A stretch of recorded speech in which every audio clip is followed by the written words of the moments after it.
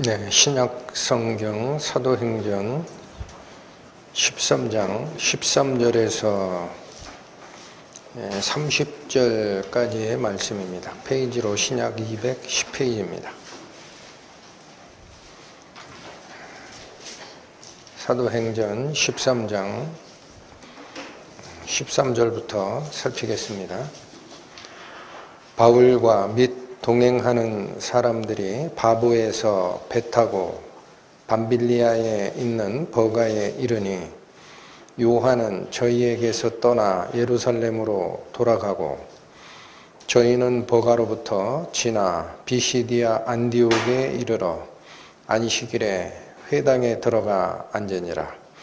율법과 선지자의 글을 읽은 후에 회당장들이 사람을 보내어 물어 가로되 형제들아, 만일 백성을 권할 말이 있거든 말하라 하니 바울이 일어나 손짓하며 말하되 이스라엘 사람들과 및 하나님을 경외하는 사람들아 들으라.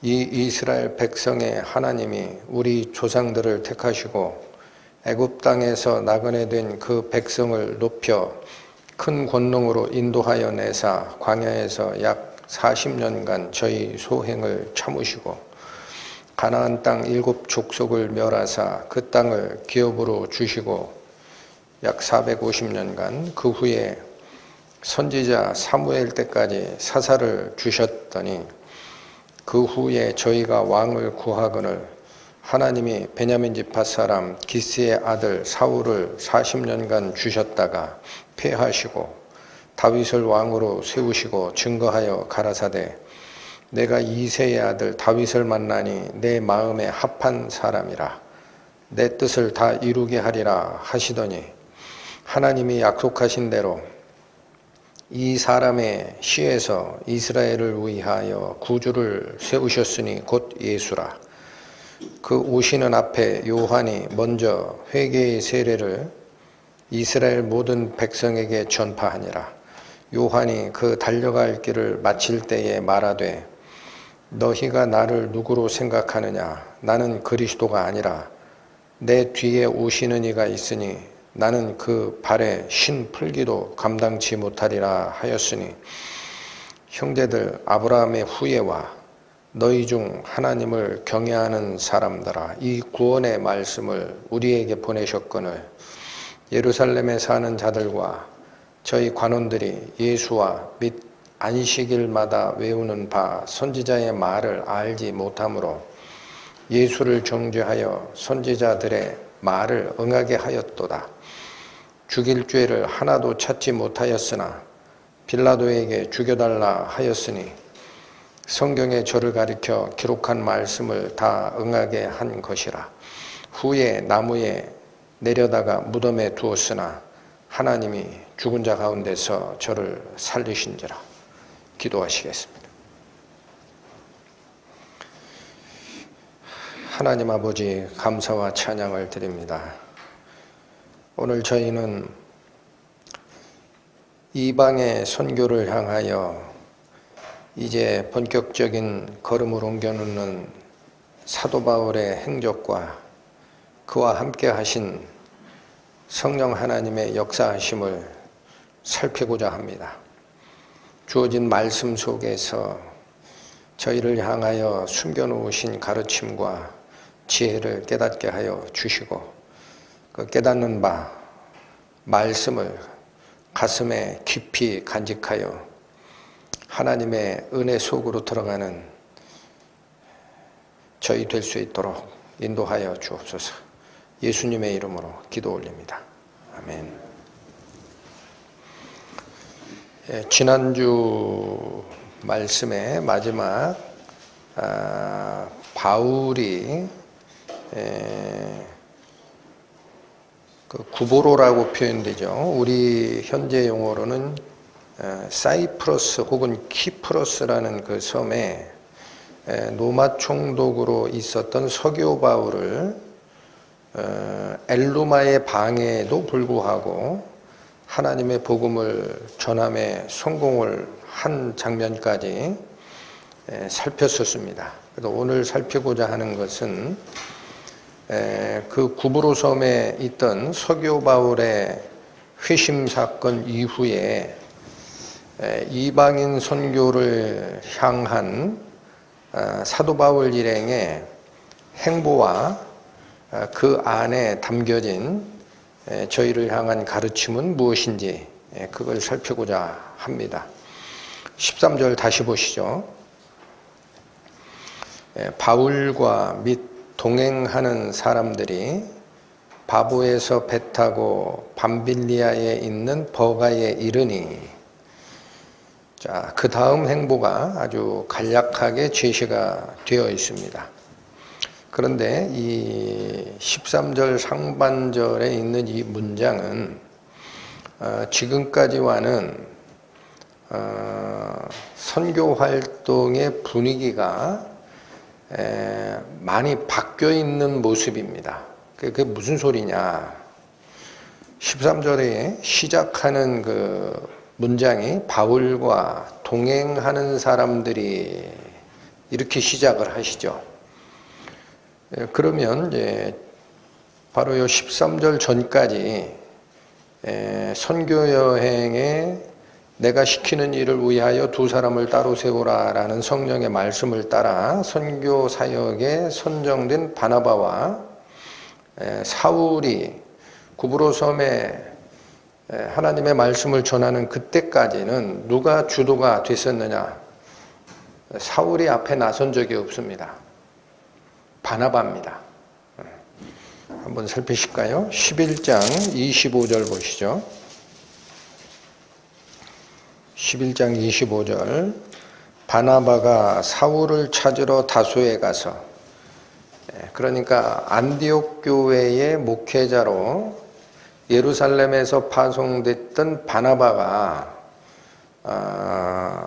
가르치는 일에 주도가 됐었는데 워낙 사람이 많아지니까 바나바 혼자 할 수 없었어요. 그래서 바나바가 주체가 돼서 자기 고향 다소에 가 있는 사울을 찾으러 갔다라는 얘기가 여기 나오죠. 그러니까 사울은 누가 발탁한 겁니까? 인간적인 측면에서 보면 바나바가 데려오는 거예요. 10여 년간 거기 칩거하고 있는 사울, 즉 사도 바울을 데려온 자도 바나바고, 또 11장 29절, 30절을 보시면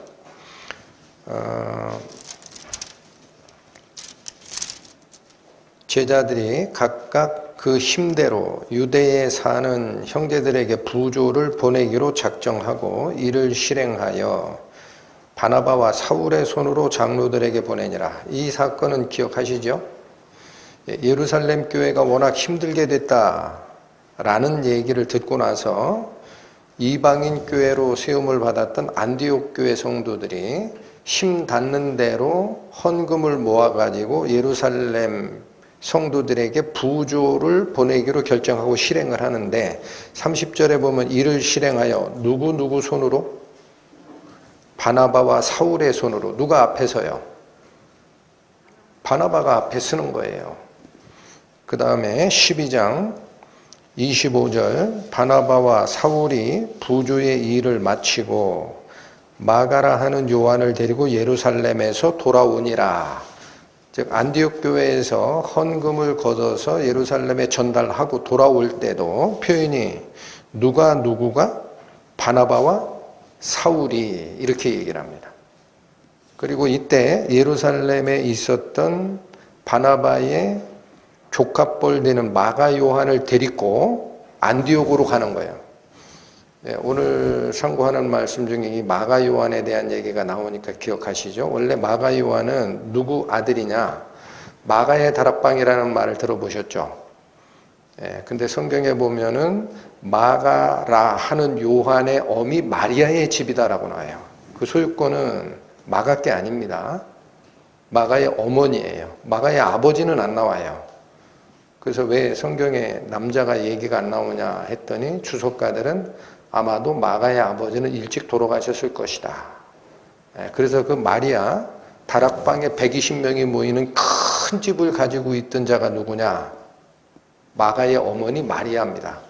한마디로 마가는 부잣집 자식이에요. 굉장히 큰 부잣집 자식이에요. 그것도. 다락방에 120명이 모일 정도라면은요, 예루살렘 성에서 아마 5손가락 안에 꼽는 굉장히 큰 저택을 가진 사람이었다라는 겁니다. 그래서 그 예루살렘에 있는 마가를 데리고 바나바가, 야, 너 여기 남아서 뭐 하는 거야? 선교사에게 동참해야지 하고 예루살렘에서 안디옥으로 돌아갈 때 데리고 갔다라는 거죠. 어찌됐든 이 일도 바나바와 사울이라고 시작을 합니다. 바나바가 항상 앞섭니다. 13장 1절도 그렇죠. 안디옥 교회에 선지자들과 교사들이 있으니 곧 바나바와 이렇게 시작하고 맨 끝에 가서야 및 사울이라 라고 합니다.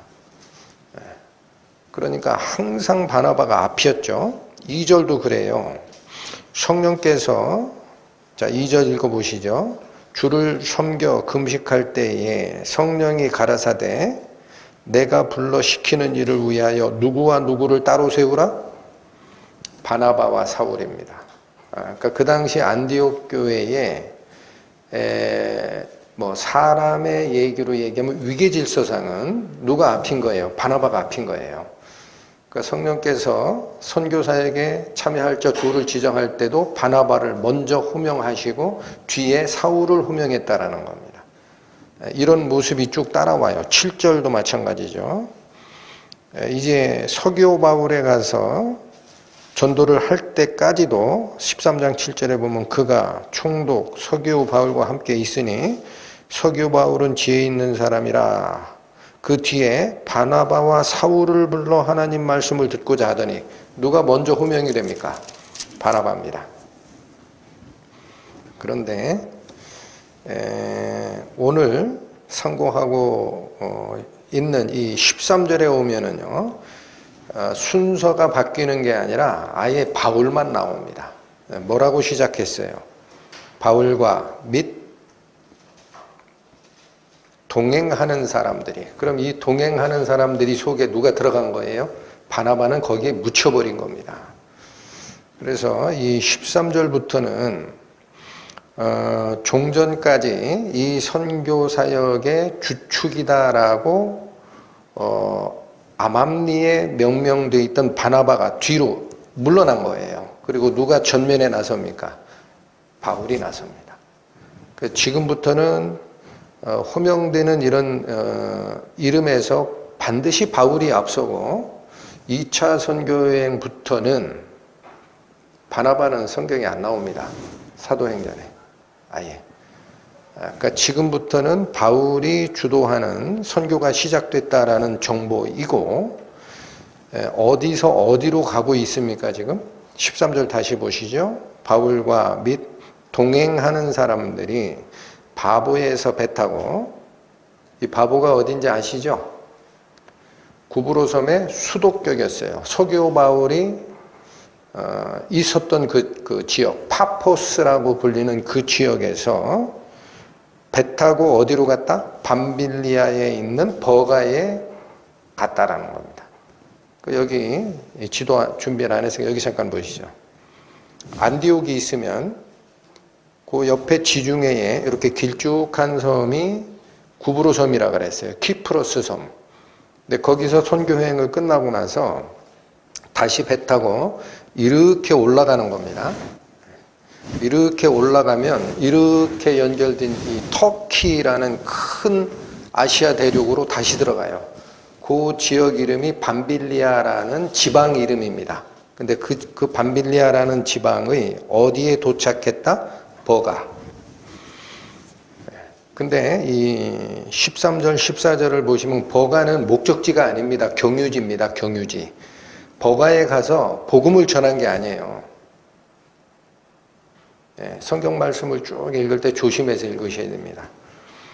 왜냐하면 14절 먼저 볼까요? 저희가 버가로부터 지나 비시디 안디옥에 이르렀다 그러죠. 그 얘기는 버가는 지나쳤다라는 거예요.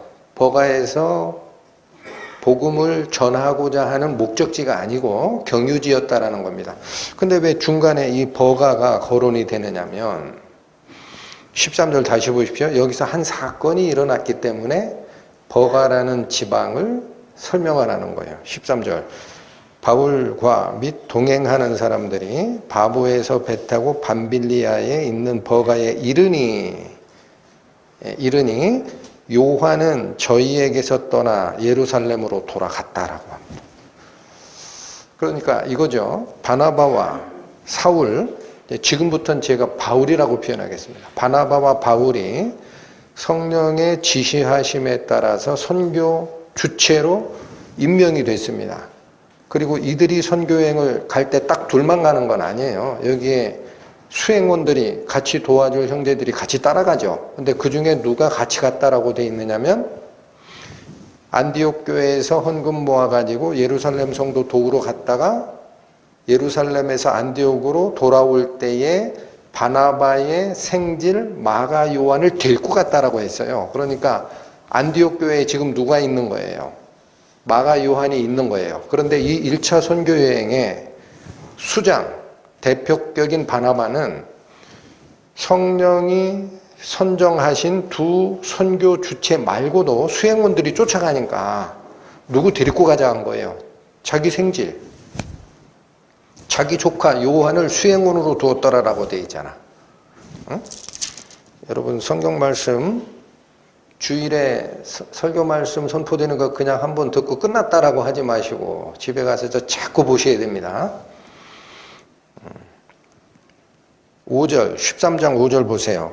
살라미에 이르러 하나님의 말씀을 유대인의 여러 회당에 전할세 요한을 수종자로 두었더라. 이 요한이 마가 요한이잖아요. 수행자로 같이 쫓아갔는데 밤빌리아의 버가에 이르렀을 때에 그 요한이 마가 요한이 저희를 떠나 어디로 돌아갔다? 예루살렘으로 돌아갔다라는 거예요. 그래서 이거는 여러분 하나님의 일을 할 때 하나님 성령께서 지정한 바나바와 바울만이 이 일을 하는 게 아니라 여기 도와주는 사람이 필요해요. 그럼 그 동행으로 참여했던 마가 요한도 뭐냐면 선교팀입니다. 팀. 선교는 개인의 이름으로 간다 그랬어요? 교회의 이름으로 간다 그랬어요? 교회. 그래서 그들이 안수하여 보내니라라는 표현이 있었다 그랬죠. 거기에 팀으로 참여했으면은 죽거나 살거나 고생이 되거나 편하거나 간에 끝까지 가야 됩니다. 근데 중간에 왜 마가 요한이 돌아갔다라고 돼 있느냐? 돌아가도 어디로 돌아갔다라고 돼 있어요 지금? 안디옥으로 간 게 아니에요. 여러분 잘 보세요. 예루살렘에 있던 마가 요한을 자기 삼촌뻘인 바나바가 예루살렘에 헌금 전달하러 전달해주고 안디옥으로 갈 때 야 너 뭐하냐 여기서 놀지 말고 나를 따라가서 선교 활동에 동참하자 해가지고 데리고 안디옥에 갔던 거예요 마가를. 그리고 선교여행을 떠날 때 바나바는 너도 놀지 말고 우리 따라서 선교여행에 동참하라 해서 요한을 데리고 갔는데 이 요한이 급한 일이 있어서 안디옥 교회로 다시 간 게 아니에요. 어디로 갔다라고 돼 있다고요? 그 뭐예요? 자기 집으로 가버린 거예요. 자기 어머니 마리아가 있는 집으로. 그러니까 선교고 뭐고 간에 다 집어치고 자기 일상으로 돌아간 겁니다. 삼촌도 싫다. 안디옥 교회 나 그런 거 신앙 모르겠다. 내 옛날에 살던 편한 우리 집, 어머니 집, 2층 집이 120명이 모였을 수 있던 커다란 집 거기로 갈 거야 하고 돌아간 거예요. 자, 이거는 왜 이런 걸 기록하시느냐면요. 배우란 얘기예요. 배우라. 선교여행의 중도 탈락자는 왜 생기느냐? 왜 이런 일이 있느냐? 너희는 여기서 어떤 가르침을 받느냐? 배우라. 자, 그래서 여긴 아주 그냥 이렇게 하고 끝냈어요. 돌아가니라 하고 끝냈는데 나중에 이 일이 1차 선교여행은 그래서 요한은 빠지고 마가는 빠지고 바나바와 바울만이 주도가 돼서 끝냅니다. 그래서 1차 선교여행을 끝내고 나서 이때는 성령이 지시한 게 아니라 한번 경험을 딱 시켜주니까 끝내고 나서 바울이 뭐라고 하느냐 우리 다시 가자 그러는 거예요. 그 성령이 두 번째 가라고 온 게 아니에요. 바울이 우리 다시 가자 선교회 한번 보시죠. 15장 가보세요. 15장 36절 보시죠. 수일 후에 바울이 바나바더러 말하되 우리가 주의 말씀을 전한 각 성으로 다시 가서 형제들이 어떠한지 방문하자 하니, 누가 의견을 제시한 겁니까? 성령이 아닙니다. 2차 전도 여행은 사도 바울이 주장하는 거예요. 이거 끝낼 게 아니고 우리 또 가자. 바나바에게 청했어요.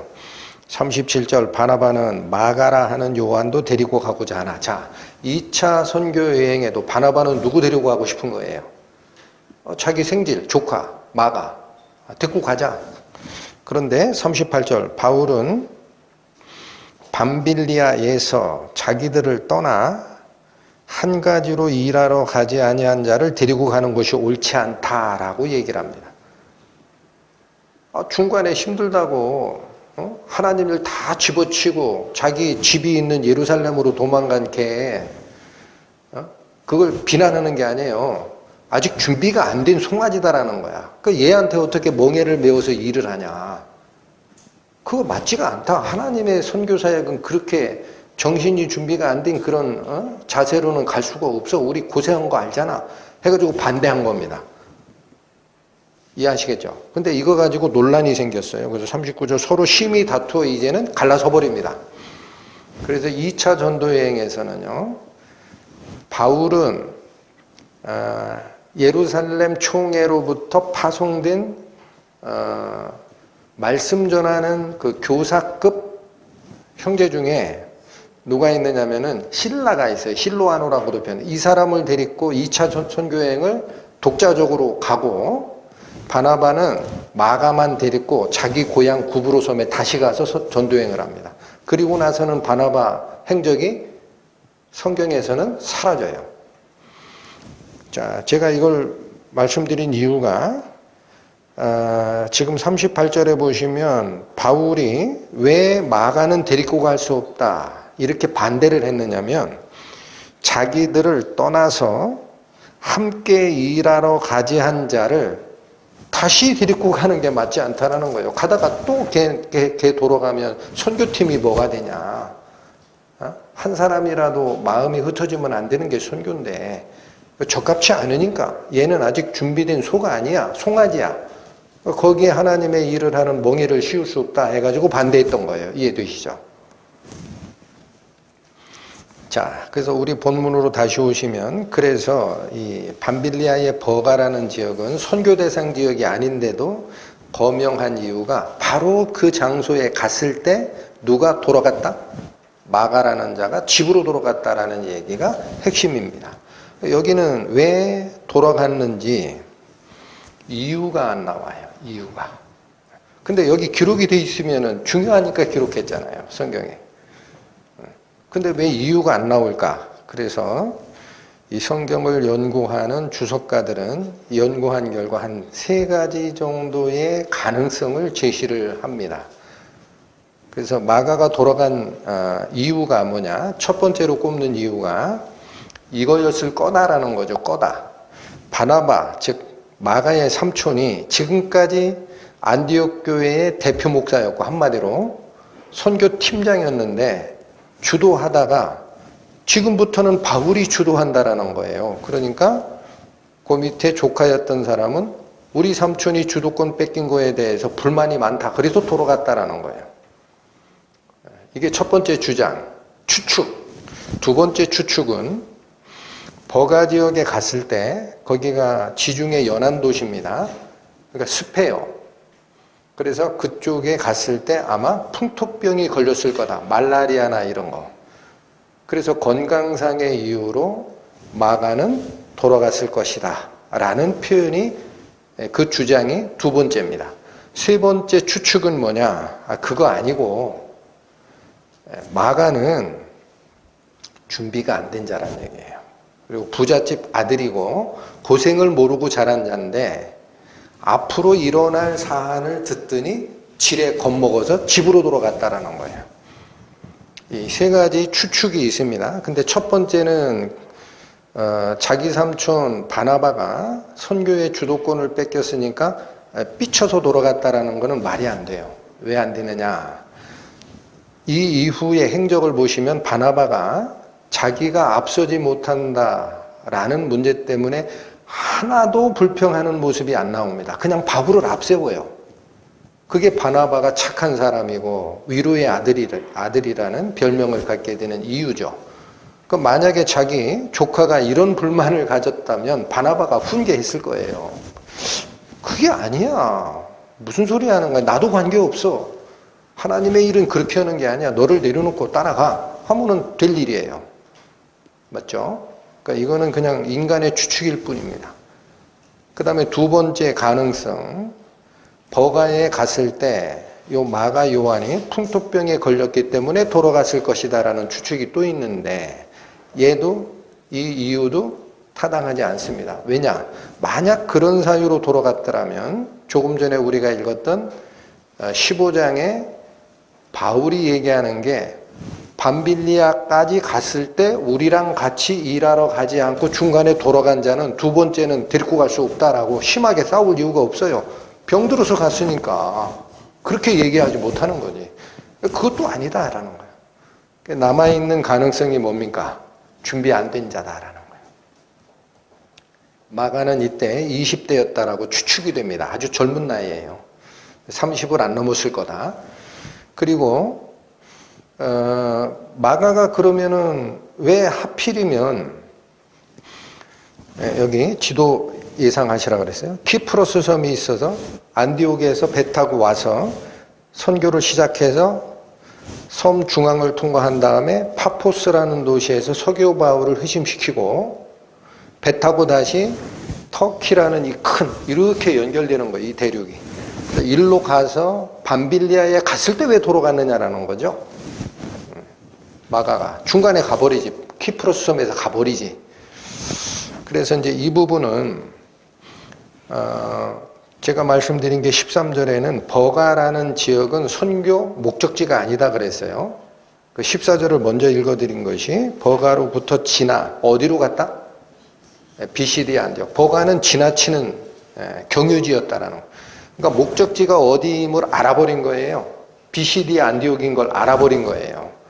근데 여기 제가 지도가 없으니까 말로 설명을 드리는데 여기 딱 항구 도시에서 한 20km 좀 들어간 게 버가라는 도시라고 합니다.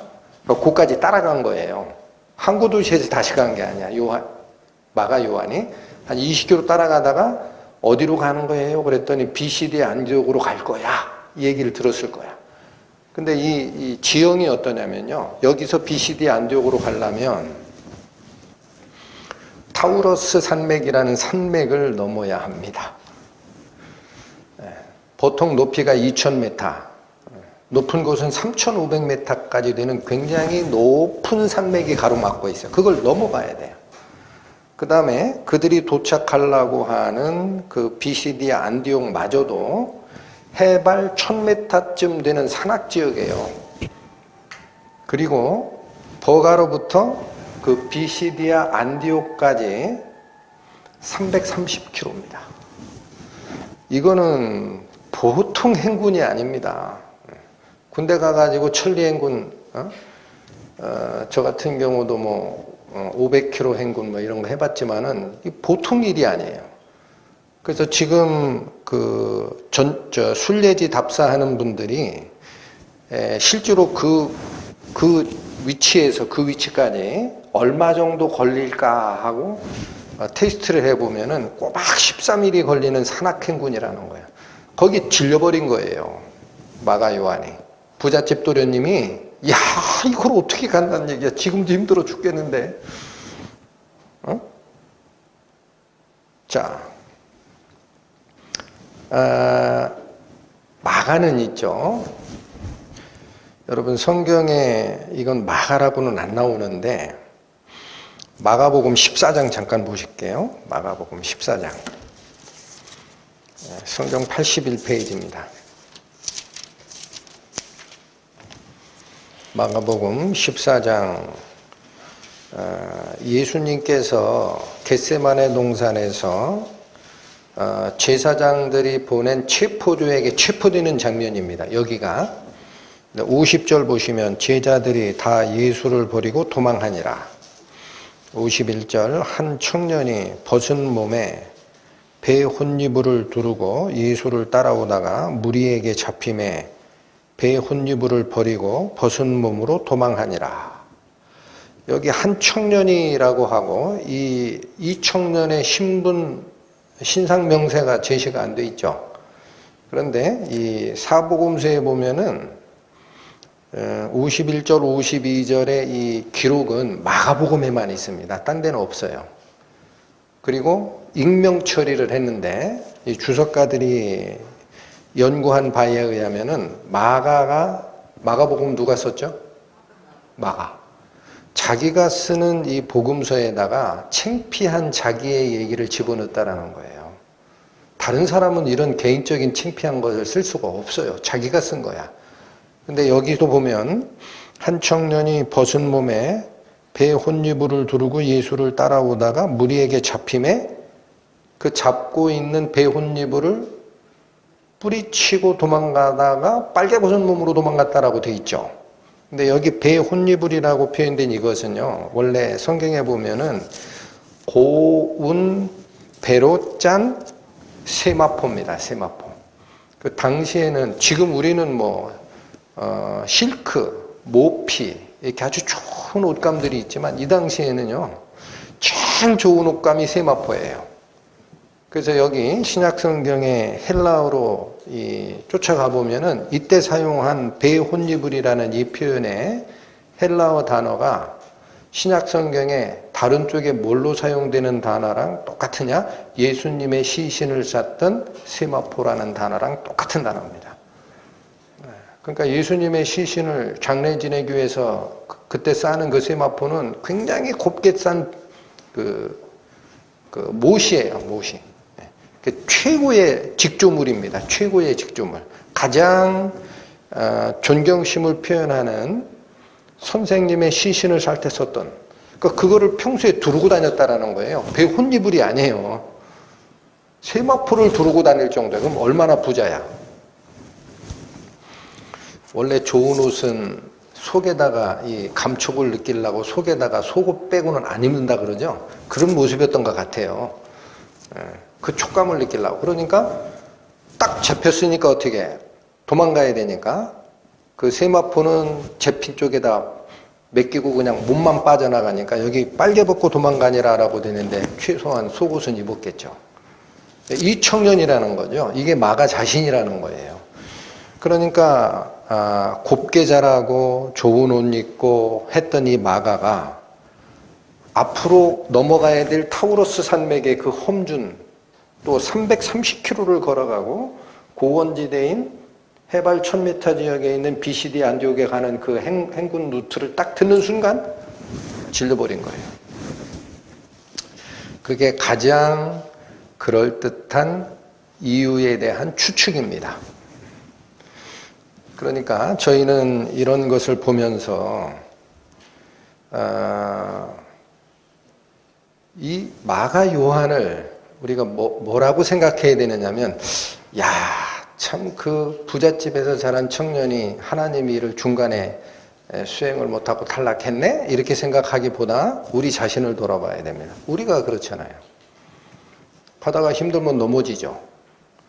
그러나 다행인 것은 성경을 뒤져보면 이 마가는요, 이 시점에서는 그렇지만 몇 년이 지난 다음에는 아마 바나바가 훈련시켰을지도 몰라요. 지적하고. 몇 년 후에는 빌레몬서에 보면, 여러분 빌레몬서 누가 쓴 서신이죠? 사도 바울. 근데 그 빌레몬서에 보면 마가를 나의 동역자라고 표현합니다. 그러니까 1차 전도여행 때 실패했던 마가지만 또 2차 전도여행 때는 사도 바울을 쫓아가기보다 자기 삼촌인 바나바를 쫓아갔던 마가지만 1차, 2차, 3차 전도여행이 끝나고 바울이 로마 감옥에 갇혀서 썼던 게 빌레몬서거든요. 그때 마가는 사도 바울과 같이 일하는 자의 반열로 다시 와 있다라는 거예요. 훈련이 된 거예요.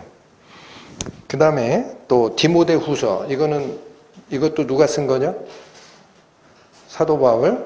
근데 빌레몬서는 1차 투옥 시간에, 투옥기에 쓴 거라면 디모데후서는 2차 투옥 때 쓴 겁니다. 그리고 요 2차 투옥이 끝나는 순간 사도 바울은 참수형을 당합니다. 그래서 디모데후서는 사도 바울의 유언서라고까지 얘기하는 서신서입니다. 근데 그 디모데후서에 보면 디모데에게 부탁하는 거예요. 사도 바울이 네가 나를 좀 찾아와라. 보고 싶다 이거야. 죽을 걸 알았던 것 같아요. 하나님 안에서 나의 참된 아들 디모데 보고 싶다. 나를 좀 찾아와라 하면서 네가 올 때에 마가를 데리고 오라 그래요. 그러니까 1차 투옥 시기에 마가가 사도 바울을 방문하고 같이 일하는 반열로 다시 합류가 됐는데, 방문했다가 다시 갔다가 2차 투옥 때는 마가가 다른 일 하고 있죠. 어떤 일을 했을 것이다라고 추적이 되느냐. 베드로서에 보면 베드로 사도가 마가를 나의 사랑하는 아들이라 그래요. 그 베드로의 수제자로 들어가 있었던 겁니다. 그러니까 이쪽에서 돕고 저쪽에서 돕고 하는 거예요. 마가는 나름대로. 근데 그 마가를 네가 올 때 마가를 데리고 오라. 저가 나의 일에 유익하니라 라고 합니다. 그러니까 선교 활동, 복음 전하는 활동에 효과적으로 일을 하고 있는 하나님의 일꾼이 돼 있는 거예요. 마가가. 그 반은 실패했던 그 부잣집 청년 마가가 나중에 자기를 돌아보고 또 얘를 데리고 가면 안 된다라고 얘기했던 사도 바울과도 같이 협력을 하고 또 베드로 밑에서 나의 사랑하는 아들이라고 표현될 정도의 수제자 역할을 하면서 뭐를 써요? 마가복음을 쓰잖아요. 마가복음. 그게 지금 성경을 연구하는 신학자들이 바라보는 시각은 이 추정입니다만 마태, 마가, 누가, 요한복음 중에서 마가복음이 제일 먼저 써졌다 그래요. 그래서 그 마가복음을 마가가 쓸 수 있는 이유는 뭐냐? 사도도 아닌데 베드로가 알려줬다라는 거예요. 베드로의 말을 대신 적은 것이 마가복음인 거예요. 베드로는 그래서 서신서를 많이 못 남겨요. 이 필체가 없기 때문에. 마가가 대신 쓴 것이 사실은 마가복음은 베드로복음서라고 봐도 됩니다. 그런 일을 해내는 믿음의 일꾼으로 성장하는 거죠. 그래서 우리 자신을 돌아보라라는 얘기고, 저는 이제 이 말씀을 준비하다가 이 부잣집 도련님 마가의 중간 실패와 나중에 하나님의 인도에 의한 완성을 보면서 무슨 생각을 했느냐. 여러분 젊었을 때 고생하는 고생 있죠. 젊어서 하는 고생, 경험적 고생. 이 고생은 인생을 살아가는데 평생 밑거름입니다. 그 젊어 고생은 그때는 진짜 힘들어요. 저도 뭐 고생이라고 얘기할 수는 없지만 어린 시절 시골에서 지게질하고 농사 짓고 살았거든요. 이거 못 살겠어요. 신체가 다 크지도 않은 애기들한테 초등학교 한 5학년 때부터 지게를 지워요. 왜 그러냐? 그 시대만 해도 농사일이 기계화가 된 게 아니라 사람의 힘으로 하거든. 그러니까 아들 하나 나면은 그게 뭐냐면 자산이야. 부모 입장에서 일 시켜 먹거든요. 조금만 커. 키가 한 이만큼만 딱 지게 딱 언덕에다 딱 이렇게 지게 작대기로 걸어놓고 거기에 들어가 보라 그래. 그리고 이 지게 끈을 조절하는 방식이 있습니다. 최대로 조여요. 일어서 보라 그래. 그럼 지게 다리가 땅에서 요것만 뜨면 지게질 시켜요. 한 반쯤 지워서 왔다 갔다 하라고 그래. 잘하지. 빠릿빠릿하고 지구력이 없지. 그런 거 하니까 너무 힘든 거야. 그런데 지금은 감사합니다. 왜 그런지 아세요? 어렸을 때 그 경험이 있잖아요. 나중에 실제 성인이 되고 어떤 일을 할 때 엄청난 밑거름이에요. 끈기야, 끈기. 그때 경험했거든. 저는 그 군대가 힘들지 않았어요. 그 군사훈련이 옛날 하던 거야. 그거 뭐 끝까지 거 뭐 전에도 했는데. 그 젊었을 때의 고생이 인생을 살아가는 평생의 밑거름이 된다. 그래서 나중에 이런 경험들이 쌓이면 여러분 신앙생활이 뭐를 요구하는 겁니까? 결국은 우리 행함에서는 나를 내려놓고 주님의 일을 위해 나를 헌신하는 거예요. 그게 그 경험입니다. 그대로 연결이 됩니다. 그래서 하나님의 제가 생각한 것은 하나님을 따르는 그 영광이라는 꽃이 있어요. 이 꽃은 고난이라는 걸음을 먹고 피어나는 것 아니냐. 그래서 성경에서 항상 뭐라 그래요? 하나님의 영광에 참여하기 위해서 반드시 그리스도의 고난이 필요하다 그러죠. 이런 가르침을 우리 말씀을 듣고 있는 젊은 우리 형제자매님도 꼭 기억하세요. 이 고난을 세상 일을 위해서 쓰려고 하지 말라고. 내가 어려서 미천이 없이 자랐으니까 이제는 다른 사람들은 나는 흙수저인데 이런 표현들 알아들으시죠? 금수저도 있고 은수저도 있는 나랑 비슷한 또래 어머니 잘 만나 아버지 잘 만나 조상 잘 만나 집 사고 뭐 있는 그 사람 못 쫓아가니까 열심히 그걸 쫓아가는 데 쓰려고 한다고. 잘못된 데 쓰는 거예요. 그 밑거름은 왜 하나님이 주시는 거예요? 힘든 거는 세상에 나보다 더 잘 사는 사람하고 맞추기 위해서 노력하라고 주는 게 아니에요. 그 일을 어디에 쓰게 하려고? 하나님의 사업에 쓰게 하려고. 자기 마음을 그렇게 다지셔야 됩니다. 자, 14절로 가시겠습니다. 저희가 버가로부터 지나 비시디아 안디옥에 이르러 안식일에 회당에 들어가 앉으니라. 여러분 왜 사도 바울 일행은 키프로스 섬에서 섬 중앙을 통과해서 서쪽 지역에 있는 수도격인 바보 파포스의 그 서교 바울을 복음을 전하고 나서 여기를 왜 더 이상 전도를 안 했을까라는 거예요. 아까 제가 말씀드렸지만 2차 전도여행 때는 바울과 바나바가 길을 가르죠. 바나바는 어디로 가요? 자기 고향 키프로스에 다시 전도로 가잖아요. 그러니까 여기 전도 지역이 있다라는 거예요. 다 전도한 게 아니라는 거야. 그러면 여기서 전도하지. 이 성경을 읽으면서 느끼는 그런 느낌이라는 게 있었어요. 왜 여기 전도를 안 하고 곧바로 배 타고 밤빌리아로 가서 비시디 안디옥까지 갔을까? 사도 바울이. 바나바가 거기 같이 물론 팀장이 바뀌었지만 바나바가 그걸 주장했을 것 같은데 우리 고향 비시디 키프로스 구브로 여기서 도전하자 할만한데 왜 그거를 서교 바울에 대한 복음 전함이 끝난 다음 루트를 곧바로 비시디 안디옥으로 정했을까? 이게 제 머릿속에 궁금한 거였어요. 근데 이번에 말씀을 전하면서 성경은 침묵을 하지만 이해가 가는 게 있었습니다. 비시디 안디옥으로 가는 이유는요. 요즘에 그러니까 최근에 와서 고고학이라고 하죠. 유물 발굴하는 거 이게 굉장히 발달을 했는데 서교 바울이 통치했던 이 파포스 지역에 대한 유물 발굴을 하다가 총독 바울이라고 새겨져 있는 비석이 나옵니다.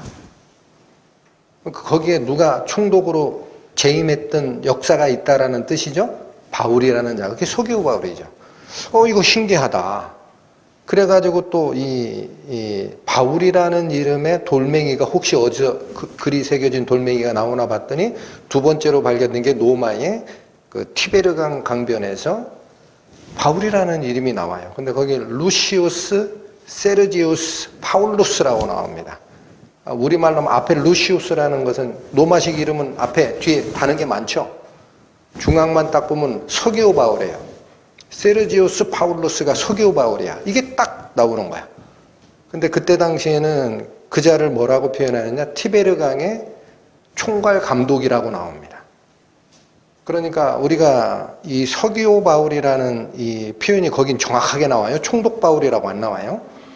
그래서 그 서기오 바울이 성경이 얘기하는 서기오 바울이 맞다면 총독 생활을 정리하고 로마에 가서 관리로 일하는 그런 입장이 됐을 거다. 그렇다면 나중에 사도 바울이 3차 전쟁이 끝나고 로마로 갔을 때 같이 협력한 거예요. 복음을 위해서.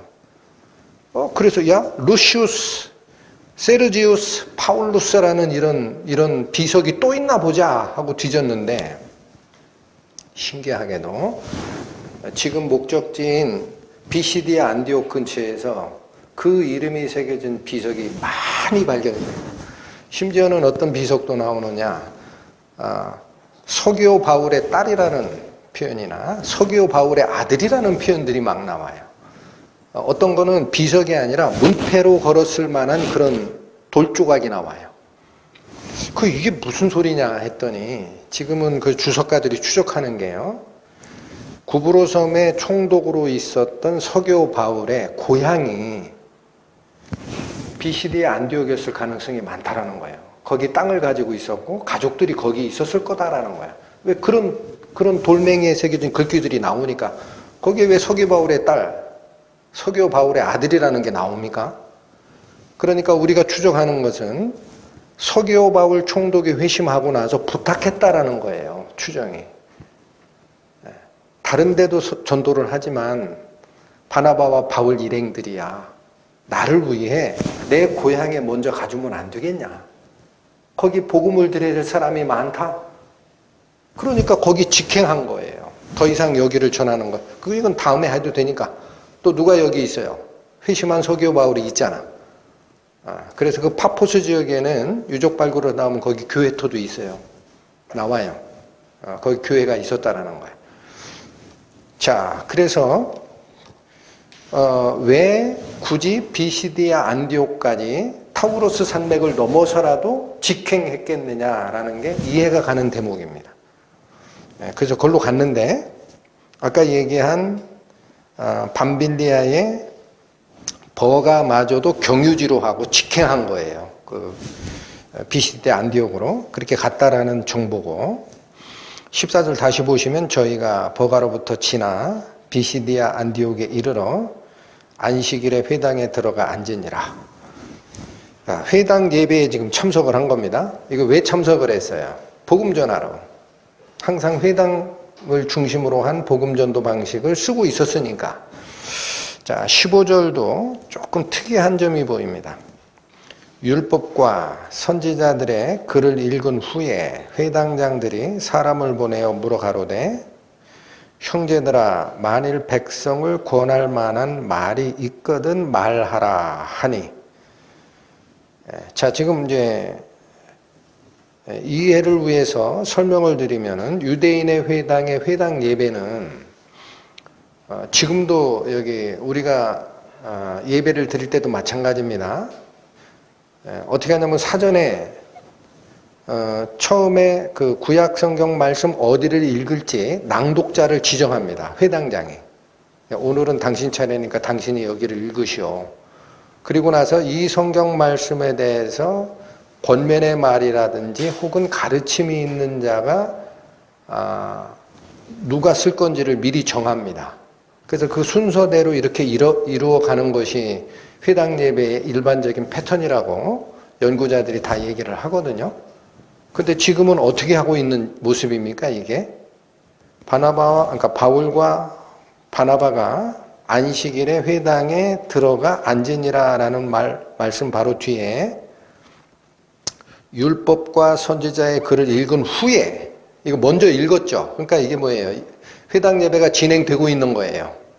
읽은 후에 회당장들이 사람을 보내어 물어가로되 형제들아 만일 백성을 권할 만한 말이 있거든 말하라. 그러니까 구약 성경을 먼저 읽고 이 말씀에 대한 권면의 말씀 가르칠 자를 미리 정하는 게 순서라고 그랬는데 지금은 그 순서와 관계없죠. 중간에 갑자기 회당장이 이걸 틀어버린 거예요. 사전에 예약이 안 돼 있었어요. 바울과 바나바가 이 말씀을, 권면의 말씀을 전할지 안 할지 이걸 사전에 정한 게 아닌데 순서상 하나님 말씀, 성경 말씀, 율법 말씀, 율법서를 읽은 다음에 중간에 회당장이 자기 자리를 떠난 게 아니라 사람 하나 보내 여기 바나바하고 바울이 왔어. 가가지고 그들에게 물어봐. 여기서 권면할 말이 있으면은 순서와 관계없이 당신들 발언권을 줄 테니까 할 의향이 있는지 물어봐라. 그렇게 한 거예요. 그렇죠? 그러니까 이게 파격이라는 거예요. 이게 파격인데 왜 이렇게 났을 수 있느냐? 아마도 이것도 추정입니다.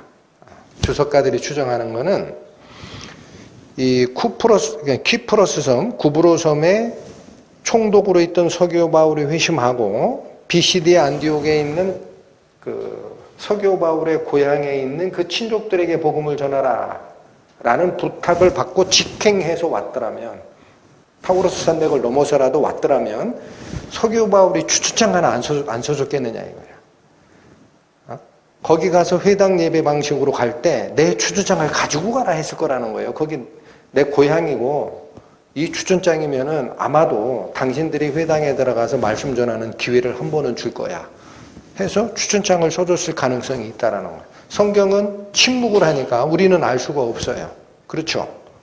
근데 이런 파격적인 예우를 해주는 근거로 그럴듯합니다.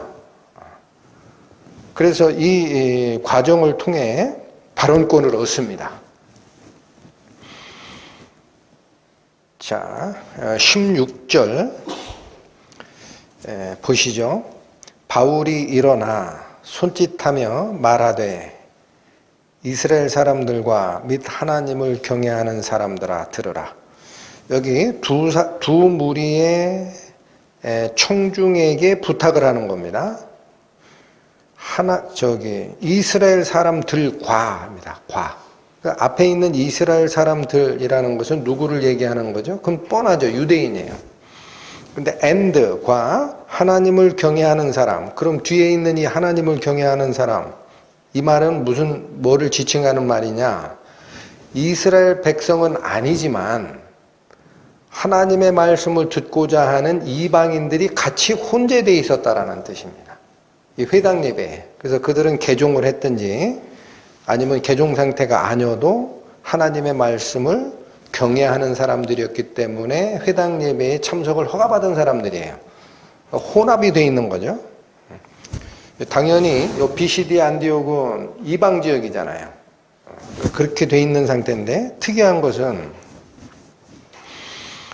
바울이 일어나 손짓하며 말하되 라는 이 표현도 조금 특이하다라고 합니다. 여러분, 회당 예배의 일반적인 패턴은요, 처음에 율법서를 읽을 때는 서서 읽게 되어 있습니다. 두루마기를 펴서 서서 읽게 돼. 왜? 하나님의 말씀을 읽을 때 앉아 읽는 불경이 허락이 안 되는 거예요. 딱 서서 읽습니다. 근데 그 서서 읽은 다음에 권면의 말씀을 주는 이 사람은 앉아서 하게 돼 있는 게 일반적 패턴이라고 합니다. 예수님도 그렇게 하셨어요. 한번 보실까요? 누가복음 4장으로 잠깐 가십니다.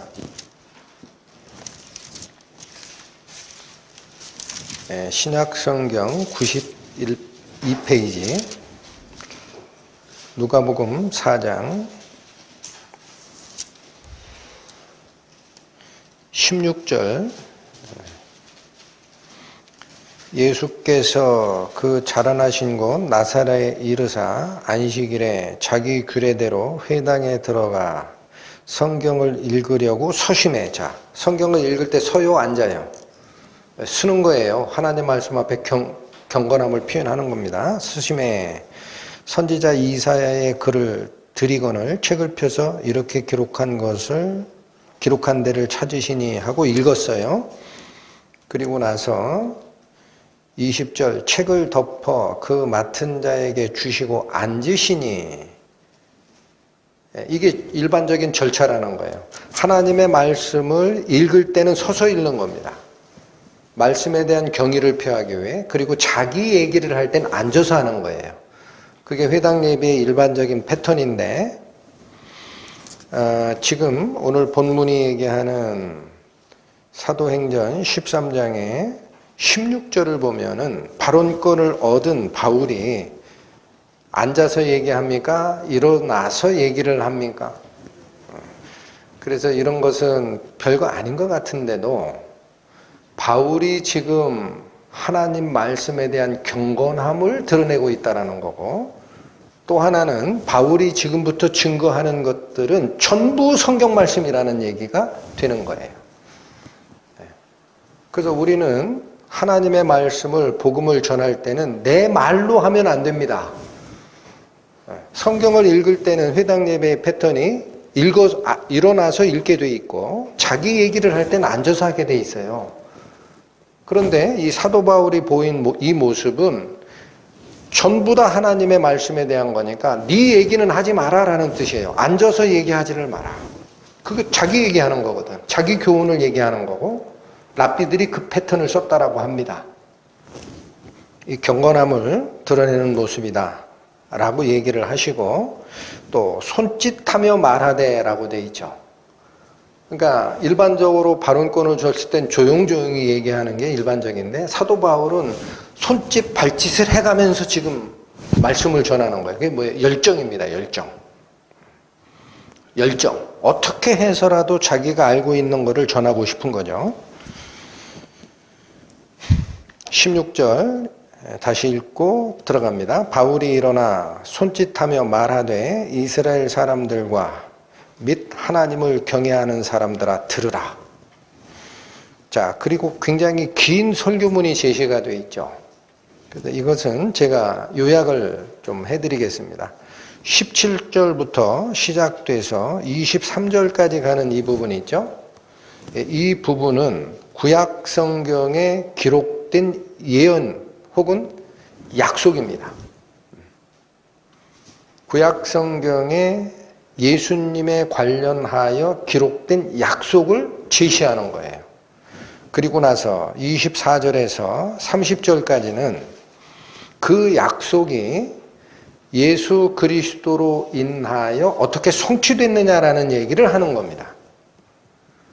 그 다음 31절에서 37절까지는 그렇게 예수님께서 성취하신 이 일이 왜 사실이냐라는 것을 복음 전도자가 증언하고 증명해내는 과정이에요. 그러니까 그냥 이 사도행전 13장의 사도 바울의 설교문을 읽을 때는 너무 지루하고 길죠. 근데 이렇게 요약해 놓고 보면은 우리가 복음을 전할 때, 아하, 이 순서를 따라가는 게 정말 필요하구나라는 걸 느낍니다. 복음이라는 게 뭐가 복음이죠? 예수 그리스도께서 성취하신 일을 증거하는 게 복음이잖아요. 그러면 예수님께서 하신 일을 증거하실 때는 반드시 뭐가 앞서야 됩니까? 예수님께서 그냥 오셔서 한 게 아니라, 여러분 잘 생각하십시오. 구약 성경의 기록 연대가 언제부터 언제까지입니까? 예수님 오시기 전 1500년 전부터 시작이 됩니다. 그리고 언제 끝나느냐? 말라기가, 구약 성경의 맨 마지막 책 말라기가 기록된 것은 예수님 오시기 전 대충 500년 전에 끝나요. 그러면 예수님 오시기 전 1500년 전에서 시작해가지고 예수님 오시기 전 500년에 끝냈다면 이 기록 기간이 몇 년간 기록된 거죠? 1000년을 기록하는 거예요. 사람도 다 다르고 기록하는 위치도 다 다릅니다. 장소도 다 달라요. 근데 그 1000년 동안에 사람의 입을 통해 기록된 이 내용의 핵심 중에 핵심이 뭐냐? 이스라엘의 역사 얘기하고 싶은 게 아니에요, 하나님은. 1000년간 기록된 그 역사, 그 기록의 핵심이 뭐냐? 앞으로 메시아가 온다라는 거예요. 하나님의 약속이에요. 이게 근거가 있는 겁니다. 여러분, 이런 것은 사람이 쫓아가는 어떤 종교에도 없어요. 잘 생각하세요.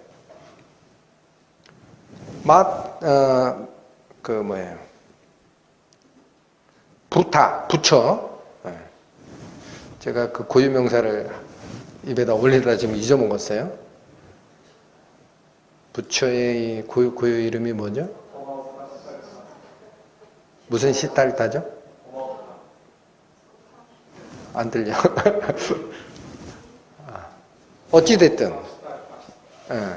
어찌됐든 인도의 북부 지역에 어느 왕국의 왕자로 태어난 그 시달타라는 그 왕자가 득도를 하죠. 그래서 그 후에 제자들이 그의 가르침을 정리해서 만든 것이 불경이잖아요. 그러니까 사람들은 이렇게 생각해요. 성경이나 불경이나. 응? 그렇게 기록한 게 불경이고 예수가 한 일에 대해서 제자들이 기록한 신약 성경이 다 제자들이 쓴 거잖아요. 그렇게 기록한 성경이나 뭐가 달라? 어떻습니까? 그래서 신약 성경만 있으면은 사람의 가르침인지 하나님의 가르침인지 모르는 거예요. 여러분, 부처가 앞으로 올 거다라고 예언된 게 있습니까? 1000년 동안이나? 예? 없어요. 앞으로 이런 사람이 올 거다라는 예언을 1000년 동안이나 해놓은 책은 성경밖에 없어요. 그래서 예수 그리스도는 스스로 오는 게 아니라 아버지의 보냄을 받고 오는 겁니다. 그 복음을 전할 때 반드시 근거가 있는 거예요. 이건 있을 수 없는 일이다. 1000년 동안 누가 온다라는 얘기를 1000년간 예언하는 책 있냐? 있으면 나와봐라. 응? 그래서 구약의 약속의 근거가 먼저 제시가 되고 그 약속에 따라 오신 그리스도를 우리가 실제로 이분이 한 일이 뭔가에 집중을 한 다음에 이게 진짜냐? 아니면 꾸며낸 얘기냐라는 것을 증거하는 것이 복음의 세 단계라는 거예요. 앞으로 복음을 전하실 때 여러분도 다 복음 전도자입니다. 그 머릿속에 기억하시면 도움이 될 겁니다. 사도 바울의 긴 이 설교가 첫 번째 가르치는 것이 약속에 근거해서 왔다라는, 그리고 이 오신 분이 진짜다라는 사실을 증거하는 게 우리의 역할이다. 자, 그러면 17절에서 23절까지 기록되어 있는 이 구약 성경의 약속의 핵심은 구세주가 어디에서 어떻게 날 것이냐라는 거예요. 그러니까 그 말씀은 22절과 23절에 제시가 됩니다. 22절 보시죠. 21절 하반절부터 보면 기스의 아들 사울을 40년간 주셨다가 폐하시고 다윗을 왕으로 세우셨다라는 얘기를 합니다. 갑자기 다윗 얘기가 나오죠. 그 다음 증거하여 가라사대 내가 이새의 아들 다윗을 만나니. 자, 여러분, 다윗의 아버지 이름이 누구라는 거예요? 이새입니다. 이새. 그러니까 우리가 한글로 번역되어 있다 보니까 이새 그러면 무슨 소리야 이렇게 생각하는데 고유명사예요. 다윗의 아비가 이새입니다. 이새의 아들 다윗을 만나니 내 마음에 합한 사람이라. 누구 마음에 딱 합치가 된다? 하나님 마음에. 그래서 어떻게 하겠다는 거예요? 내 뜻을 다 이루게 하리라. 누구를 통해? 내 마음에 100% 합치되는 다윗을 통해서 하나님의 뜻을 이루게 하리라 하시더니 23절 하나님이 약속하신 대로 이 사람의 시에서 이스라엘을 위하여 누구를 세우셨다? 구주, 구세주예요. 세상을 구하는 주인으로 세우신 자가 나왔다. 그게 곧 누구냐? 예수라 하는 거예요. 여러분, 이런 약속이 구약에 있습니까? 살펴보겠습니다. 오늘은 아시는 것 같아도 복음의 근거를 모르면 답변을 못하게 돼 있어요. 시간이 가도 구약 성경에 그게 어떻게 예언되어 있는지를 보겠습니다. 이사야 9장 갑니다. 구약 975페이지입니다. 이사야 9장 6절과 7절 말씀. 6절 봅니다. 이는 한 아기가 우리에게 낳고 한 아들을 우리에게 주신 바 되었는데, 여러분, 한 아기가 오게 되는데 그 아기를 뭐라고 표현하느냐? 한 아들을 우리에게 주신 상태라 그러죠. 한 아들을 한자로 얘기하면 뭡니까? 독자입니다. 홀로 독, 아들자. 우리가 알고 있는 용어로 얘기하면 독생자예요. 하나님께서 당신의 독생자를 우리에게 보내실 거다라는 뜻입니다. 이 말이. 왜 그걸 그렇게 읽어요? 사람이 낳는 아들 중에 하나라고 읽을 수도 있지. 뒤에서 나오는 얘기가 그 뜻이라는 얘기예요. 자, 보시겠어요? 되었는데 그 어깨에는 뭐를 메었어요? 정사. 이 정사라는 것은 정권입니다. 정권. 통치권을 메고 오는 사람이고 그 이름은 기묘자라. 이건 놀라우신 분이라는 뜻이에요. 한자로 쓰니까 느낌이 안 오죠? 어깨에 통치권을 메고 오시는 분이고 놀라우신 분이고 모사요라는 것은 계획자, 조언자라는 뜻입니다. 세상을 만들고 세상을 기획했던 바로 그분이시고 이렇게 설명하면은 그 사람 중에도 그런 사람이 있어. 기가 막히고 머리 똑똑하고 이런 사람이 있어 라고 얘기할까 봐 전능하신 하나님이라 못을 박는 거예요. 앞으로 독생자 하나를 아기의 모습으로 너희에게 줄 건데 그의 위치는 사람이 아니라는 거예요. 사람이 아니라 누구라? 전능하신 하나님이라. 그러니까 이 하나님이 성자 하나님이라고 불리우는 거죠. 그렇게 얘기하면 또 성부 하나님하고 성자 하나님은 무슨 관계야? 하나님이 두 분이 있는 거야? 또 이렇게 얘기하니까 못을 또 박죠. 이어지는 말씀 뭐라고 합니까? 영존하시는 누구라? 읽으시죠. 아버지라. 여러분, 영존하는 아버지는 성부 하나님밖에 없어요. 그러니까 한 아들이 태어나는데 그 아들은 누가 오신 거다? 성부 하나님이 오시는 거예요. 뭐를 바꿔서 오시느냐? 직무를 바꿔서 오십니다. 그래서 성부 하나님이 성자 하나님이라니까요. 요한복음에 그래서 예수님이 뭐라고 말씀하시는 거죠? 나를 본 자는 아버지를 보았거늘 어찌하여 아버지를 보이라 요구하느냐. 나와 아버지는 하나이니라. 이어집니다. 평강의 왕이라 할 것입니다. 그러니까 이분이 와서 우리에게 끼치는 영향력은 뭐예요? 하나님의 평강을 너희에게 주고 싶다라는 분이라는 거예요. 그러면서 7절이 바로 이렇게 오시는 분이 7절로 묘사가 됩니다. 그 정사와 평강의 더함이 무궁하며, 그러니까 그분의 통치권과 그분이 주고자 하는 평강이 끝남이 없다라는 거예요. 무궁하며라는 것은 계속 이어진다라는 거예요. 끝나는 게 없고 또 다윗의 위에 앉아서 그 나라를 굳게 세울 거고, 여러분 바로 여기서 나오는 약속이에요. 어디에 앉아서 통치하신다? 다윗의 위라는 게 뭐예요? 위. 다윗의 위 아래 할 때 위가 아니에요. 이 위는 자리 위자야. 왕좌, 왕위. 다윗의 왕좌에 앉아서 나라를 굳게 세우는 분이라는 거예요. 그리고 자금 이후로, 여기서 이 한자로 표현해서 자예요. 부터 자입니다. 금은 이재금. 그래서 자금 이후로라는 건 지금부터라는 거예요. 지금부터 영원토록. 여러분 끝납니까? 안 끝납니까? 이 나라는 안 끝나요. 영원한 나라예요. 지금부터 영원토록 공평과 정의로 그것을 보존하실 것이라. 만군의 여호와의 열심히 일을 이루시리라. 이 예언을 누가 이루시겠다? 하나님께서 직접 이루어주시겠다. 자, 바로 이분, 누구의 왕자의 자리에서 오시는 분이다라고 돼 있어요? 다윗의 왕자입니다.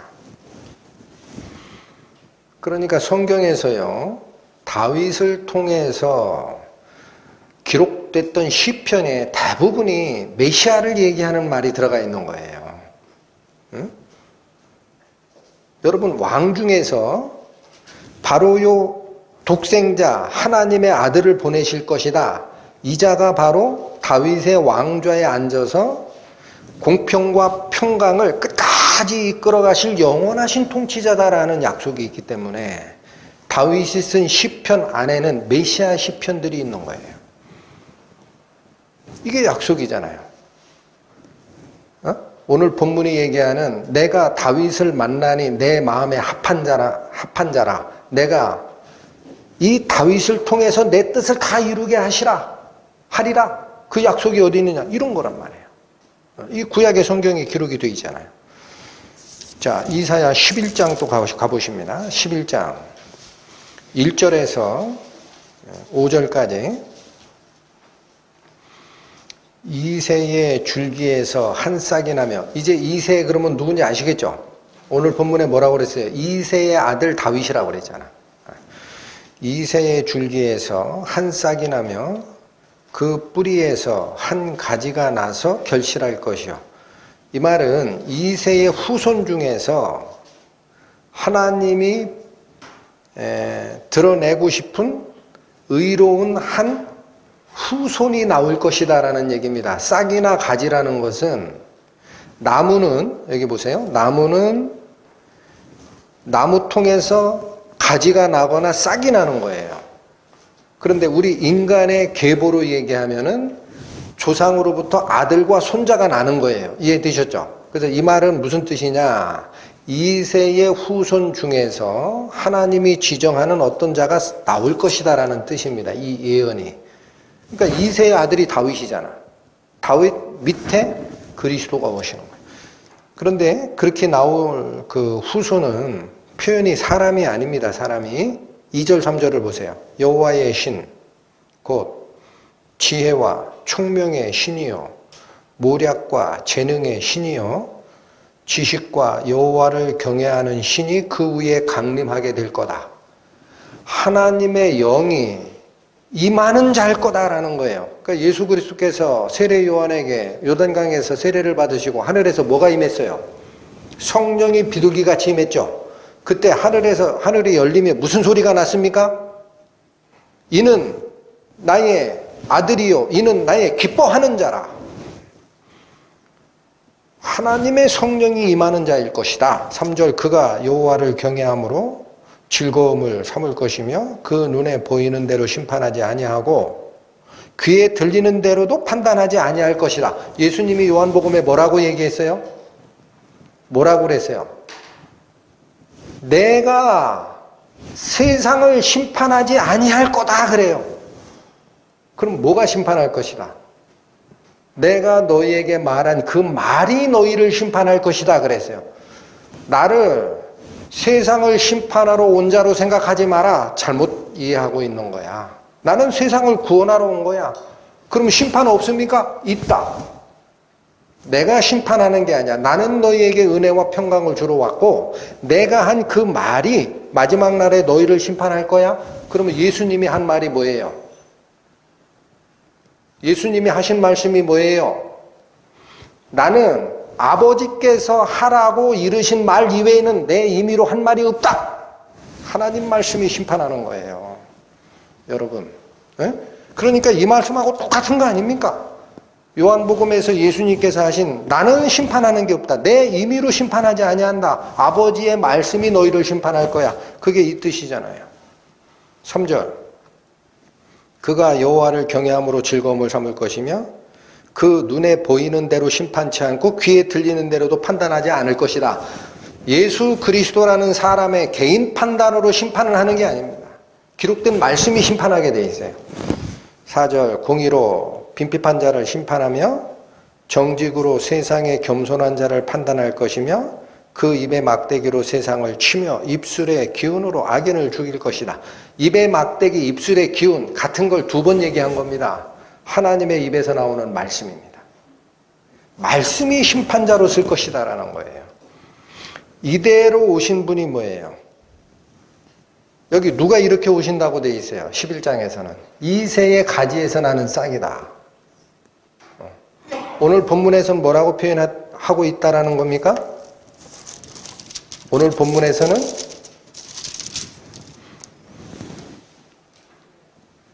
내가 이새의 아들 다윗을 만나니 내 마음에 합한 사람이라 내 뜻을 다 이루게 하리라. 이새의 후손으로 또 다윗의 후손으로 계속 언약이 돼 있다라는 거예요. 이사야서 55장 1034페이지 한 번 더 보고 옵니다. 여러분 그래서 이사야서는 구세주 예수께서 어떠한 약속하여 오시느냐를 표현한 굉장히 은혜로운 선지서입니다. 이 안에 예수님이 있어요. 다 이사야서 안에. 이사야서 55장 1034페이지 3절과 4절을 봅니다. 너희는 귀를 기울이고 내게 나와 들으라. 여기서 나는 하나님입니다. 너희는 귀를 기울이고 내게 나와 들으라. 이게 복음이에요. 복음. 복된 소식을 들으라. 소식 어떻게 하는 거예요? 듣는 거잖아. 귀로. 마음의 귀로. 너희는 귀를 기울이고 내게 나와 들으라. 그리하면 어떻게 되리라? 너희 영혼이 살리라. 요즘 신약시대의 교회에서 부흥을 복음으로 착각을 하고 성도수 느는 것을 복음으로 착각을 하고 교회의 재정이 커지는 것을 복음으로 착각을 하는 변화된 복음이 있습니다. 여러분, 하나님께서 우리에게 전해주는 복음은 이거 이외에는 없습니다. 무엇이 복된 소식입니까? 내게 나와서 마음의 문을 열고 듣게 되면 돈이 많이 벌 일이라가 아니라 네 영혼이 살게 된다라는 거예요. 네 죽어있는 영혼이 사는 복음이 있다라는 거예요. 그러니까 이새의 뿌리에서 나는 자, 다윗의 왕위에 앉아서 통치하는 자, 그 자가, 그분이 세상을 심판하러 오신 분이 아니라는 거예요. 여러분, 요한복음에 있는 예수님의 선언이 그거예요. 내가 세상을 심판하러 온 줄로 생각하지 마라. 심판하려 함이 아니요 구하려 함이라. 심판자는 따로 있어. 내 입에서 나갔던 말씀, 하나님의 말씀은 여전히 나를 거부하는 자를 위해서 심판자로 서 있다. 그러나 나는 너희들에게 심판자로 온 게 아니라 구하러 왔다. 그 구하는 핵심이 뭐냐? 내게 나와 들으라. 복된 소식을 들으라. 그리하면 너의 죽어있는 영혼이 살리라. 그게 그리스도의 복음입니다. 그것이 돈이 아니고 세상에서 성공하는 게 아니고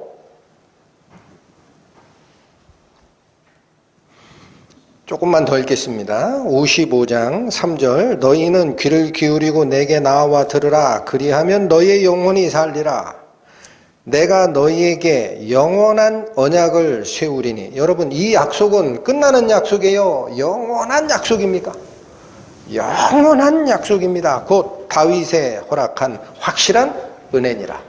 자, 이제 나왔어요. 다윗의 위에 앉아서 오시는 그분이 하나님이 정해신 약속대로 우리에게 주는 게 뭐냐? 복음을 주러 오시는 분이고, 이게 내가 다윗을 통해서 내 뜻을 다 이루려 하리라 라고 했던 오늘 본문의 말씀에 하나님이 약속한 확실한 은혜라라는 거예요. 사람의 죽어간 영혼이 살아나는 이 복음이 다윗에게 약속했던 확실한 은혜라는 거예요. 물질로 번성한다. 그 썩어진 복음입니다.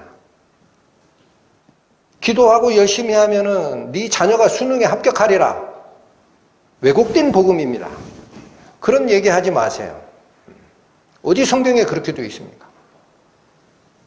내게 나와 마음의 문을 열고 들으라. 그리하면 너의 죽은 영혼이 살리라. 이것이 다윗에게 약속한 하나님의 언약이고 영원한 언약이고 확실한 은혜입니다. 그거 얘기하는 거예요. 오늘 본문으로 다시 돌아오시죠. 구약의 성경이 가르치는 바가 바로 이 메시아가 다윗의 자손 중에서 올 것이다라는 약속. 그렇게 오셨죠. 그래서 마태복음이 뭐라고 증거하는 겁니까? 아브라함과 다윗의 자손 예수 그리스도의 계보라. 입증되잖아요. 아브라함에게 약속한 네 씨가 큰 민족을 이루고 너는 만 민족의 복의 근원이 되리라. 그 약속을 구체화시킨 것이 다윗에게 하나님께서 메시아를 보내겠다라는 약속으로 이어지는 거예요. 아브라함의 언약이 다윗의 언약으로. 그리고 실제로 아브라함과 다윗의 자손 중에서 계보 중에서 누가 나오시는 거다? 그리스도 예수께서 탄생하시는 것이다. 그게 구약의 핵심이라는 거예요. 그러면 24절부터는 그리스도, 세상을 구하는 구세주가 오셔서 한 일입니다. 24절 봅니다. 그 오시는 앞에 요한이 먼저 뭐를 전파했어요? 자, 여러분, 복음을 전해 들었다. 나는 구원을 받았다. 다 생각을 합니다. 근데 여러분, 점검할 게 있습니다. 성경이 믿어지고 성경이 읽혀지고, 응? 나는 말씀 듣는 게 좋아. 그게 구원 아니에요. 아직. 성경이 싫어. 그거보단 낫지. 하나님 근처에 와 있으니까. 그러나 여러분, 예수 그리스도가 오시기 전에 누가 반드시 앞에 오게 돼 있어요? 세례 요한입니다. 그 예수님만 성령에 의해서 잉태된 게 아니에요. 응? 복음서를 잘 읽으세요. 세례 요한도 천사의 잉태 고지에 의해서 오는 거예요. 세례 요한마저도. 왜 그래요? 반드시 그리스도 예수 앞에 누가 먼저 앞서가야 되니까. 세례 요한의 회개가. 24절 그 오시는 앞에 요한이 먼저 무엇을 선파했다? 요한이 먼저 무엇을 선파했다? 회개의 세례를 선파한 겁니다. 여러분, 그래서 잘 생각하십시오. 하나님께서 인류 역사를 이끌어가는 게 맞습니까? 당신의 뜻에 따라 예언된 대로 이끌어가는 게 맞습니까? 구세주 예수 그리스도를 성령의 힘으로 처녀의 뱃속에서 잉태케 하신 하나님의 역사를 믿으십니까? 그러면 왜 하나님께서 구주만 보내시면 되지? 그 앞에 왜 세례 요한을 보냅니까? 쓸데없다면? 말을 바꿀까요? 그리스도의 복음이 내게 되기 전에 회개의 세례가 없었다면 가짜란 얘기예요. 가짜예요, 다. 자기가 믿음 안에 있는가 스스로 점검하십시오. 복음의 구절을 내 머릿속에 외웠다. 받아들였다. 거부는 하지 않았다. 그게 구원이 아니에요, 여러분. 구원은 어디에 뒤에 후속돼서 오는 거예요? 회개 뒤에 오는 거예요. 회개 뒤에. 회개, 하나님께 돌이킴이 없었으면 전부 가짜입니다. 나중에 가서 후회하지 마시고, 내가 내 인생의 항로를 하나님께 바친 적이 있느냐 다시 생각하세요. 그게 회개입니다. 내가 내 인생 다 접어도 그리스도의 복음을 위해서 내 인생 항로를 바꾸겠다라는 결정이 없었다. 암만 생각해도 없었다.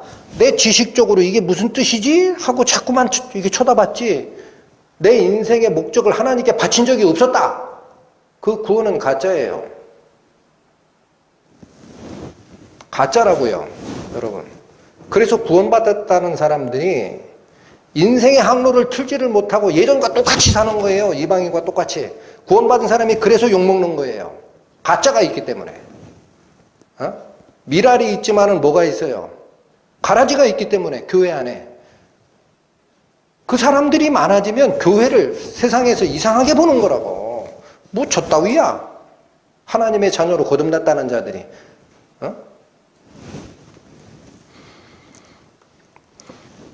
사도행전에 기록된 회개의 중요성만 쫓아가겠습니다. 사도행전 3장 보십시오. 사도행전 3장 19절 말씀. 그러므로 너희가 뭐하고 돌이키라? 너희가 회개하고 돌이켜 너희의 죄 없이함을 받으라. 순서 바꾸지 마십시오. 회개함이 없이 죄사함을 받는 게 아닙니다. 5장 갑니다. 21절. 저희가 듣고 새벽에 성전에 들어가서 가르치더니 대제사장과 그와 함께 있는 사람들이 와서 공회와 이스라엘 족속의 원로들을 다 모으고 제가 잘못 읽었나?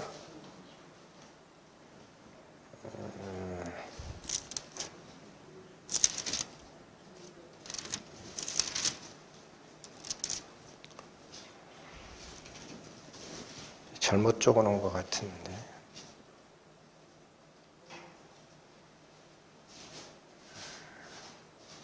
31절입니다. 31절을 21절로 잘못 적어놨습니다. 사도행전 5장 31절 이스라엘로 회개케 하사 죄사함을 얻게 하시려고 그를 오른손으로 높이사 임금과 구주로 삼으셨느니라. 여러분, 죄사함을 얻게 하시려고 앞에 뭐가 있어요? 회개케 하여야 죄사함을 얻는 거예요. 응? 회개케 함이 없는데 어떻게 죄사함이 있어요? 8장 갑니다.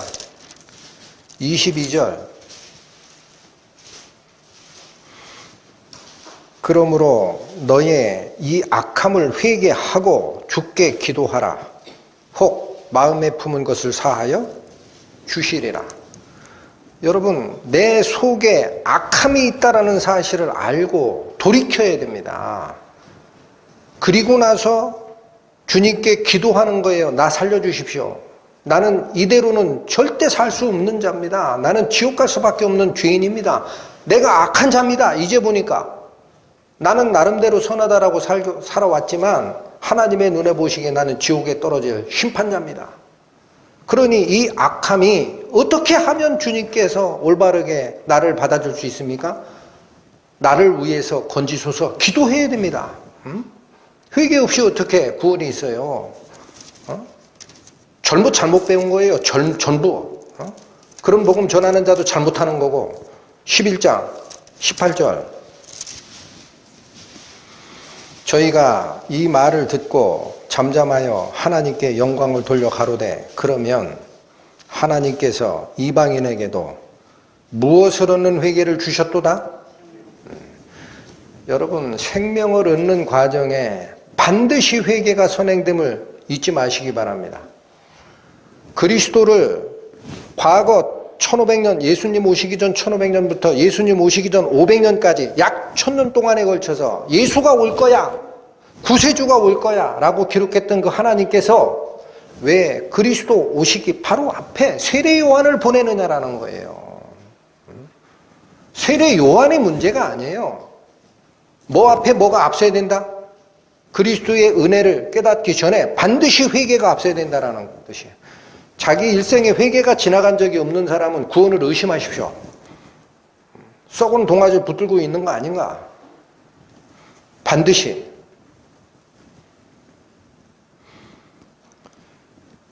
여러분, 왜 우리가 복음을 전할 때 꼭 회개를 얘기하고 예수 그리스도의 은혜를 받으라라고 얘기를 합니까? 율법 지키면 되는 거 아니에요? 선하게 살고? 예? 백날 들어도 그 말이 안 들어오는 것 같아, 마음속에. 여러분, 갈라디아서 보십시오. 갈라디아서 3장. 저는 하나님 말씀을 지금 계속 증거하지만 안타까워요. 안타까워. 도대체 왜 이걸 모를까? 갈라디아서 3장 9절 10절 보십시오. 305페이지. 그러므로 믿음으로 말미암는 자는 믿음이 있는 아브라함과 함께 복을 받느니라. 여러분, 아브라함이 왜 복을 받았다고 그래요? 하나님을 믿으니 이를 그의 의로 여기셨다. 그것처럼 믿음이 있는 자는 아브라함과 똑같이 하나님의 자녀로 선택이 되는 겁니다. 10절. 무릇 율법 행위에 속한 자들은 저주 아래에 있나니. 여러분, 율법 행위 아래에 속한 자가 무슨 뜻입니까? 나는 십계명에 이런 거 하지 마라라고 한 거 지켰어 라고 하는 게 뭐예요? 내 행위는 하나님의 법에 저촉함이 없어 라고 주장하는 자예요. 그게 여기 얘기하는 율법 행위에 속한 자들입니다. 나는 하나님의 법에 비쳤을 때 나는 죄가 하나도 없어 라고 주장하는 사람. 그런 사람 심판 안 받아요? 여기 뭐라고 나옵니까? 무릇 율법의 행위에 속한 자들은 어디 아래 있다? 여러분, 성경에서 저주라는 것은 심판이라는 거예요. 심판받으면 저주받는 거예요. 심판받고 이길 사람이 아무도 없어요. 하나님의 심판대 앞에서. 성경에 저주라고 나온 표현은 하나님의 저주면 사탄의 저주 아닙니다. 하나님이 사용하는 저주라는 단어는 심판으로 바꾸시면 됩니다. 율법의 행위에 올바르다라는 사람 다 심판대 앞에 있을 거라는 얘기예요. 기록된 바 누구든지 율법책에 기록된 대로 온갖 일을 항상 행하지 아니하는 자는 저주 아래 있나니. 여러분 10계명 중에 10개 지키고 하나 안 지켰으면 내 심판 안 받는 줄 아세요? 구약 성경에는 행위로 얘기하는 법만 얘기했죠. 예수님께서 오셔서는 이 법을 강화시켰다는 사실을 왜 모르십니까? 옛사람에게 들은 바 살인치 말라 함을 너희가 들었으나 나는 너희에게 이르노니 마음에 형제를 미워하는 자마다 심판을 받게 된다. 옛사람에게 이른 바 간음하지 말라, 음행하지 말라 행위적인 규정이 있음을 너희가 들었으나 나는 너희에게 이르노니 마음에 여자를 보고 음욕을 품는 자마다 이미 심판을 받은 거야. 100개 중에 99개 지키고 하나 내 마음속에 음욕을 품었다. 그러면 심판 안 받아요? 받아요? 받아요? 안 받아요? 여기 뭐라고 돼 있어요? 율법책에 기록된 대로 온갖 일을, 온갖 일입니다. 100개 중에 99개가 아니에요. 100개 중에 100개. 그것도 내가 하루는 지켰어. 오늘 하루는 마음으로도 죄를 짓지 않았어. 그거 안 돼요. 항상 그래야 돼요. 항상. 오늘, 내일, 모레, 글패. 내가 죽을 때까지. 온갖 일을 항상 행하지 아니하는 자는 저주 아래 있다는 게 무슨 얘기야? 딱 하나만 걸려도 심판에 걸린다라는 거예요. 딱 하나만 걸려도 심판대에 걸린다. 심판에 걸리면 저주다. 사망이야.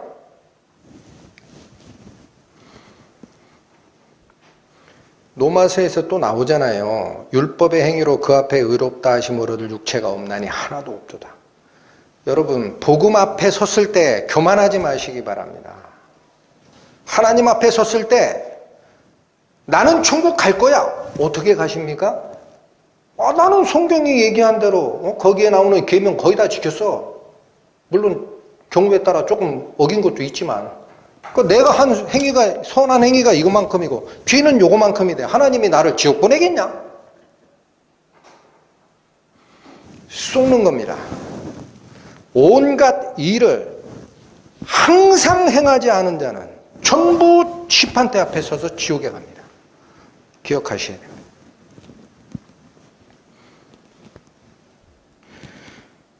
여러분 마태복음 22장 37페이지 보십시오.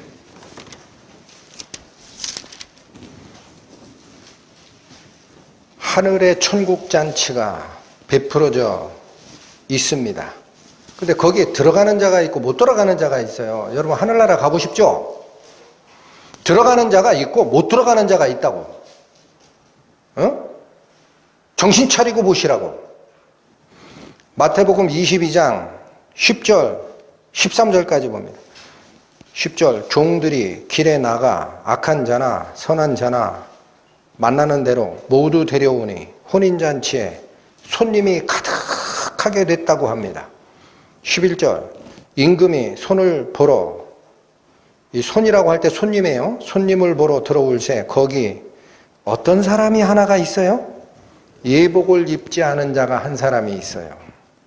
가로되 친구여 어찌하여 예복을 입지 않고 여기 들어왔느냐 하니 저가 유구무원이거늘. 여러분 이 자가 어떻게 됩니까? 13절 임금이 사환들에게 말하되 그 수족을 결박하여 바깥 어둠에 내어 던지라. 여기가 어디예요?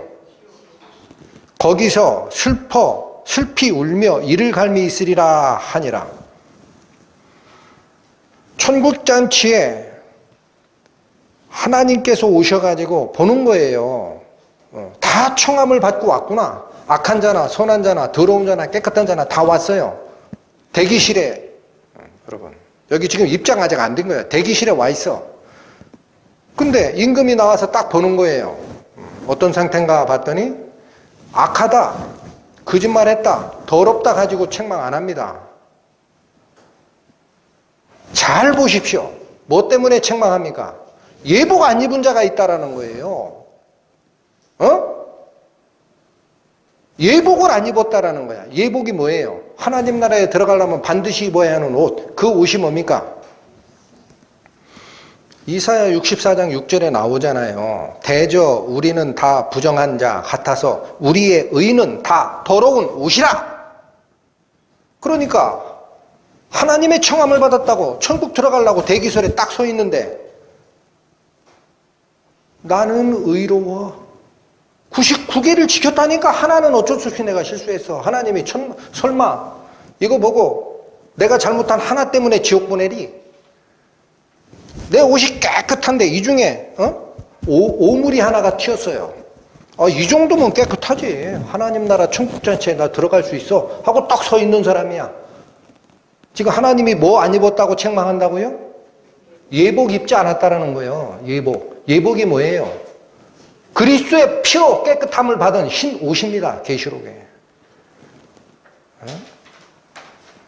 도대체 뭐가 복음인지를 모르고 쫓아가요. 어떻게 심판대를 통과하려고? 정신 똑바로 차리란 말이에요.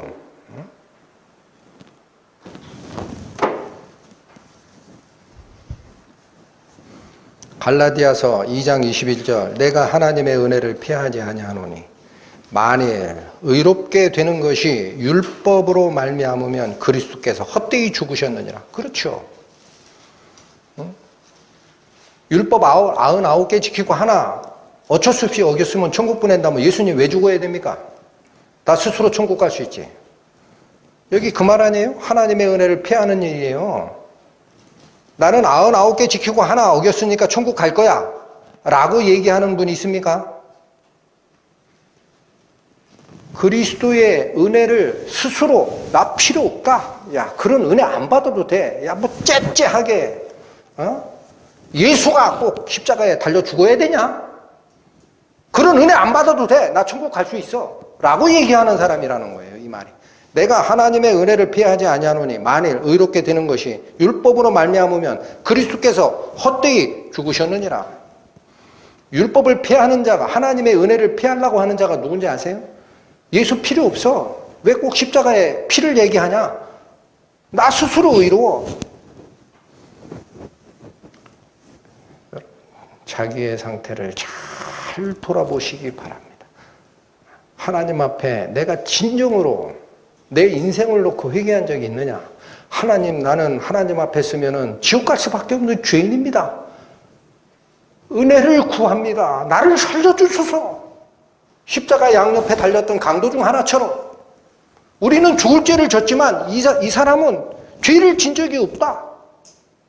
주여, 당신의 나라가 임할 때 나를 생각하소서. 은혜를 구하소서. 그 자가 천국 가는 거예요.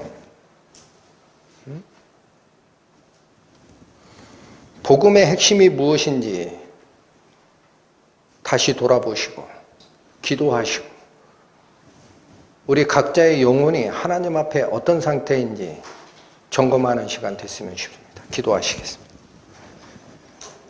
하나님 아버지, 당신의 복된 소식이 이렇게 울려 퍼지지만 우리 인간들은 완고한 마음으로 마음의 문을 걸어 잠그고 자기의 의로서 하늘나라의 문을 열려고 합니다. 어찌해야 합니까? 우리에게 회개하는 마음을 주시고 그리스도의 은혜가 무엇인지 깨닫는 하나님의 사랑 부어주시기를 구합니다. 예수님의 이름으로 기도 올립니다. 아멘.